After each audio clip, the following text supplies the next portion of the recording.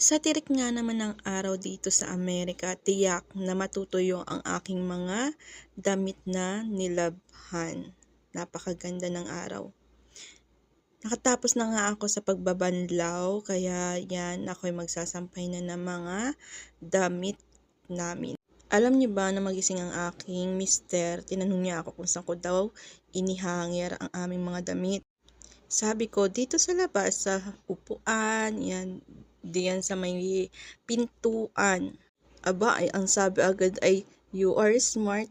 Ay, hanga na agad sa aking diskarte. Kagabi pa lang sinabi ko na sa kanya na puno na yung mga basura. Sabi niya sa akin, bukas na daw niya itatapon. Todo chika pa yan bago umalis dahil sinasabi niya sa akin kung ano ang oras kami pupunta sa simbahan. Opo, kami ay sisimba ngayon. Paalam, salamat.